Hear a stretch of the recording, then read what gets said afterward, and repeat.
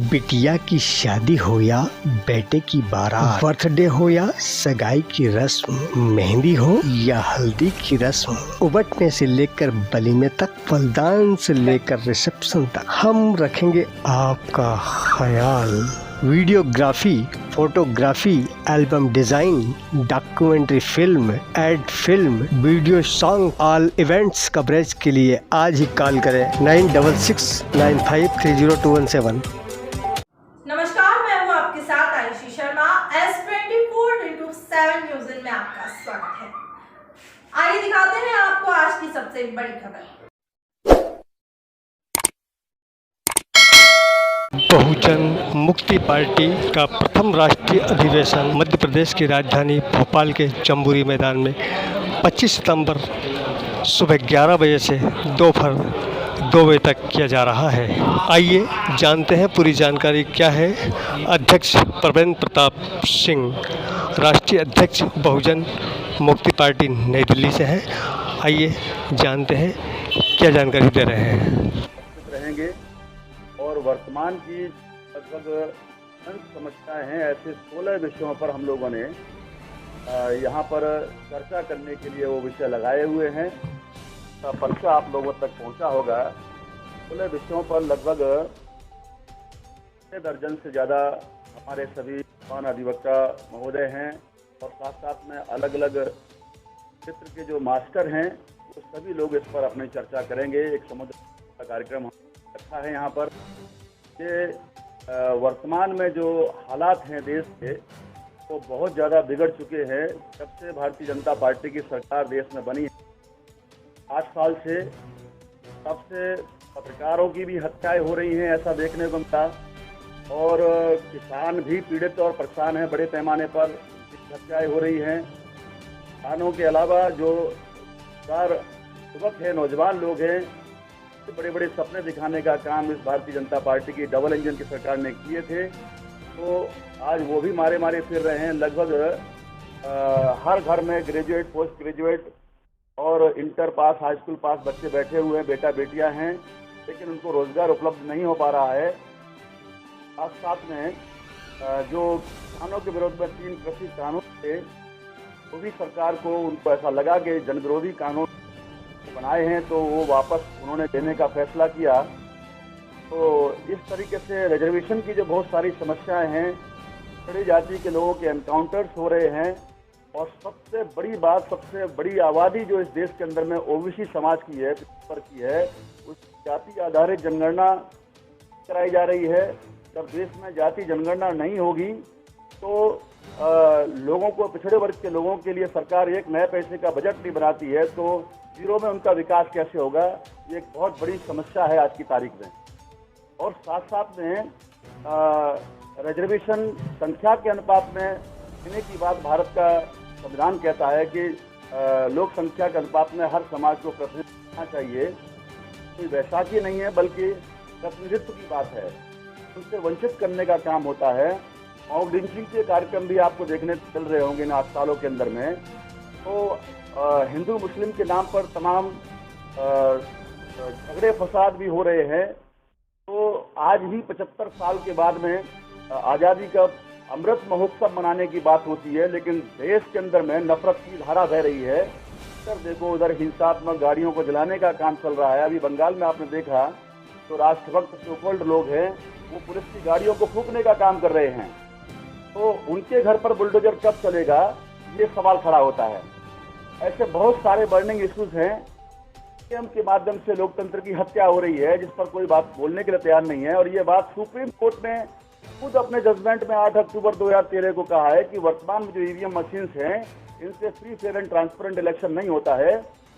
माननीय चुनाव आयोग को भी इस बात का संज्ञान लेना चाहिए कि वोटरों के साथ में जो चीटिंग होती है, ये विश्वास नहीं हो पाता है कि हम जो वोट डालते हैं। आपने भी मीडिया के माध्यम से बहुत सारे लोगों को, जनता को जगाने का काम किया कि किस तरीके से वोट किसी विपक्षी पार्टी को डालते हैं लोग, जो है, चाहे वो कांग्रेस पार्टी हो, चाहे वो बहुजन समाज पार्टी हो, चाहे वो बहुजन मुक्ति पार्टी हो, चाहे समाजवादी पार्टी उत्तर प्रदेश की हो, या ठाकरे परिवार की महाराष्ट्र की पार्टी हो, एनसीपी हो, या आप बिहार की बात करते हैं तो जदयू राजद हो, तो लोग बीजेपी के विरोध में परेशान होकर के दूसरे लोगों को वोट डालते हैं, लेकिन वोट सारा का सारा जो है वो बीजेपी को ही निकलता हुआ दिखाई देता है। तो एक बहुत बड़ी धांधली हो रही है और जनता उस वक्त में विरोध करती है, मगर उनकी बात को सुनने के लिए कोई तैयार नहीं है। तो इससे लोकतंत्र खतरे में पड़ा हुआ है। तो इस बात को लेकर के भी माननीय चुनाव आयोग को फिर से पुनर्विचार करने की जरूरत है और वोटरों के, मतदाताओं के विश्वास को जीतने के लिए इस पर आगे क्या करना चाहिए उनका विषय है। इनके अलावा और भी बहुत सारे विषय हैं जो आज की तारीख में सही प्रासंगिक हो रहे हैं, जो हमने विषय बनाए हुए हैं। तो ऐसे सभी वर्गों के लिए जो अधिकार वंचित लोग हैं, आज उनमें एक आक्रोश है, पिछड़ी जाति के लोगों का भी अपमान हो रहा है। तो इन तमाम मुद्दों को लेकर के हमने ये विषय चर्चा के लिए रखे हैं कल राष्ट्रीय अधिवेशन में, जिसमें कि लगभग 20-22 राज्यों के लोग प्रतिनिधि हमारे, ये कोई क्राउड बेस्ड कार्यक्रम नहीं है, ये कोई रैली महारैली का कार्यक्रम नहीं है, बल्कि प्रतिनिधि है। ये प्रतिनिधि सत्र माध्यम से हम देश के अंदर में एक आमूलचूल परिवर्तन लाने के लिए, स्ट्रक्चरल चेंज लाने के लिए, क्योंकि भारत में कोई विपक्ष नहीं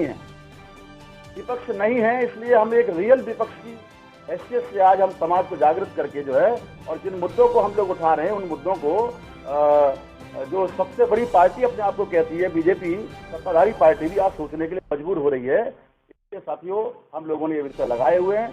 तो हम इस प्रेस वार्ता के माध्यम से और सभी समाज के लोगों को और भोपाल और सभी जगह के लोगों से आमंत्रित करते हैं कि आप लोग भारी से भारी संख्या में उपस्थित रह करके तमाम साथी लोग इसमें उपस्थित रहें, इन कार्यक्रम के विषयों को सुने, समझें और निश्चित तौर पर एक बड़े बदलाव की ओर आगे बढ़ें। ये इस प्रेस वार्ता का उद्देश्य है। आपके पत्रकार साथियों के कुछ सवाल हो सकते हैं तो आप सवाल पूछें। धन्यवाद।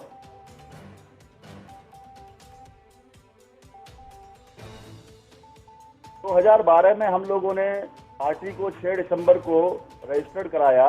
अगस्त 2013 के अंदर में हमारी पार्टी जो है भारतीय चुनाव आयोग में पंजीकृत हुई और 6 दिसंबर को हम लोगों ने इसकी स्थापना किया।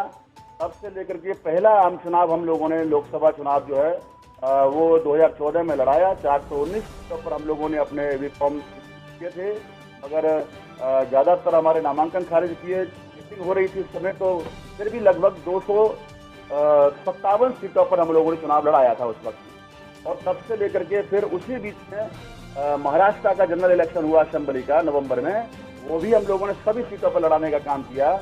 15 में, 16 में, 17 में, 18 में, जितने भी राज्यों के, 17 में 5 राज्यों के चुनाव हुए, सभी जगह हम लोगों ने राष्ट्रव्यापी ताकत खड़ी करने के लिए, अपनी पार्टी का स्ट्रक्चर खड़ा करने के लिए देश भर में सभी चुनाव हम लोगों ने लड़ाए।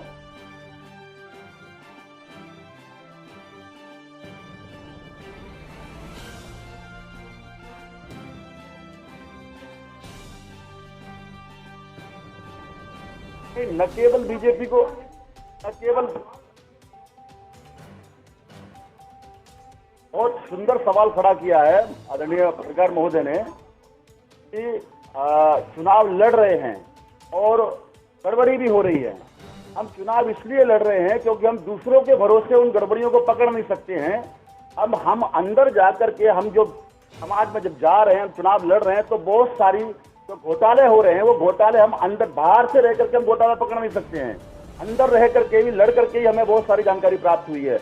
और ये घोटाला करने का काम केवल बीजेपी ही नहीं कर रही है। इससे पहले घोटाले की शुरुआत जो है कांग्रेस पार्टी ने किया। ऐसा आरोप मैं नहीं कर रहा हूँ, ये आरोप सुब्रमण्यम स्वामी जी ने किए, डॉक्टर जीवीएन नरसिम्हा राव साहब ने किए, आज लालकृष्ण आडवाणी जी ने 2004 से लेकर के और 2014 तक घोटाला करके चुनाव जीता, ऐसा उन लोगों का कहना है। मगर चूंकि आज वो सारा का सारा केस खा रहे हैं, ये चोर चोर मोसरे भाई हैं, दोनों के दोनों मिलकर के, तो अभी वो चुप है। अभी ईवीएम मशीन सही हो गई, उस समय जो सुप्रीम कोर्ट में केस लेकर के हम थोड़ी गए थे, ये सारे के सारे केस ले जाने वाले लोग जो बीजेपी के लोग थे और जिसका निर्णय आया है। तो हम कह रहे ना, ये उस समय लगाया गया था। आपका सवाल आने दीजिए प्लीज।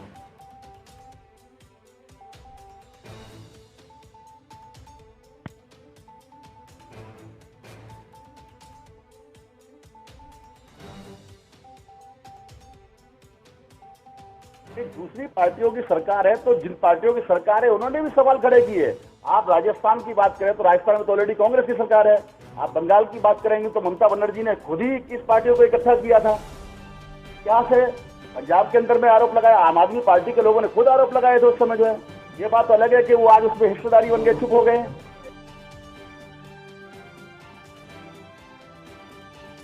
हम चुनाव लड़ेंगे इस सिस्टम को सुधारने के लिए, इसलिए गड़बड़ी कैसे पकड़ेंगे, आपका सवाल हो गया सर। हम इसलिए लड़ रहे, मैंने जवाब भी दिया आपको, इसलिए लड़ रहे क्योंकि हम दूसरों के भरोसे गड़बड़ी थोड़ी पकड़ पाएंगे।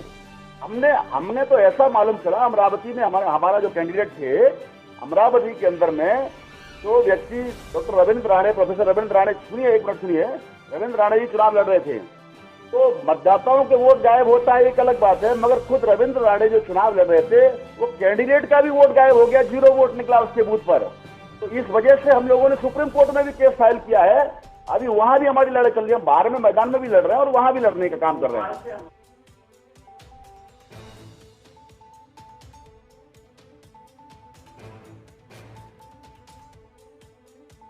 ये बहुत बड़ी बात है।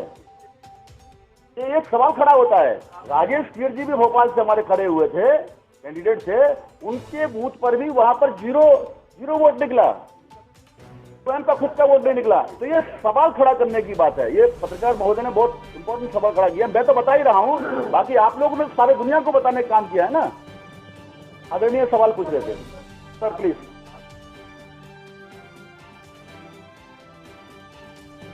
नहीं, हमारे पार्टी के प्रतिनिधि आ रहे हैं और जो सामाजिक संगठन जिनको लगता है कि हमारे ऊपर भरोसा रखते हैं, हमारी पार्टी ही वास्तव में एक रियल विपक्ष की हैसियत से काम कर रही है, तो वो सभी साथी लोग भी वहां आ रहे हैं।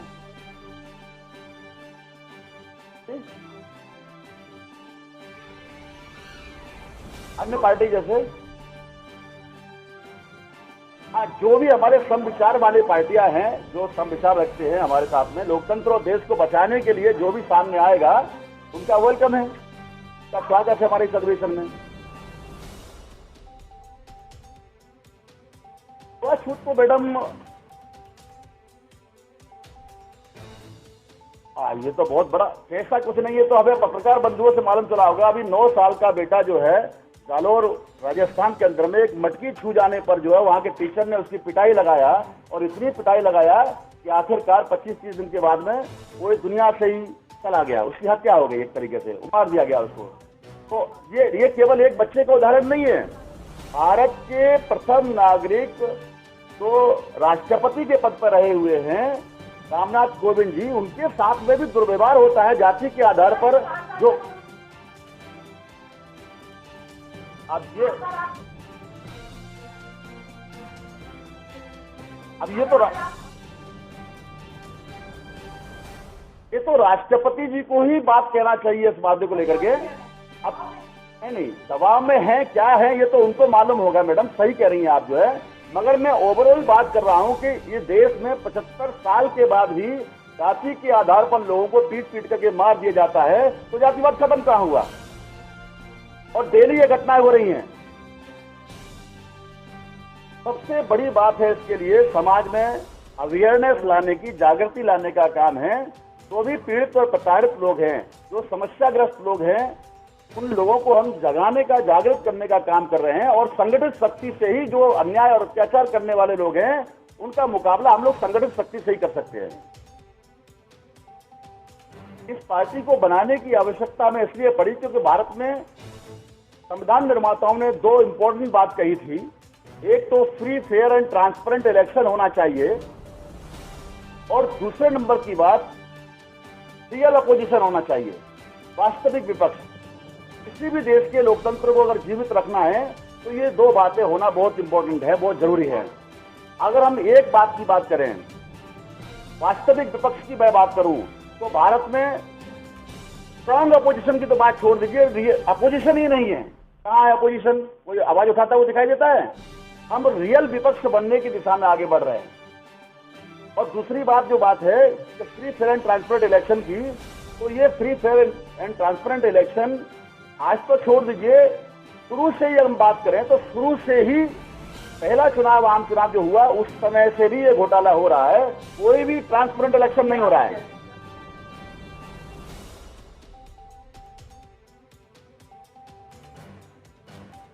विपक्ष के तौर पर हमारी सबसे बड़ी तैयारी तो ये है कि हम जो भी पीड़ित और प्रताड़ित लोग हैं, समस्याग्रस्त लोग हैं, हम सबको पहले जगाने का काम कर रहे हैं। मुद्दों के आधार पर जो आज के बर्निंग इश्यूज है उनके आधार पर, जैसे कि हम लोगों ने ये विषय लगाए हुए हैं, इनके आधार पर हर जाति समाज के जितने भी हमारे बहुसंख्याक लोग हैं उनको हम जगाने का काम कर रहे हैं और जगा करके फिर उनको एक शक्ति का निर्माण कर रहे हैं और संगठित शक्ति से ही जो अन्याय अत्याचार करने वाले लोग हैं उनको हम लोग मुकाबला करने वाले हैं।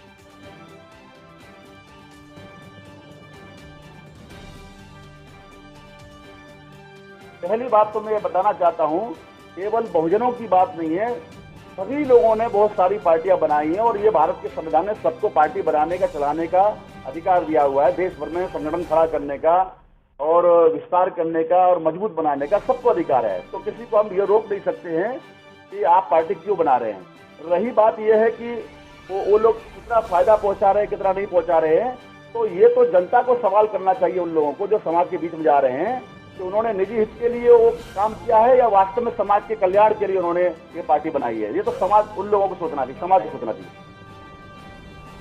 मैं आयुषी, अब मुझे दीजिए इजाजत, अगली बार फिर मिलेंगे।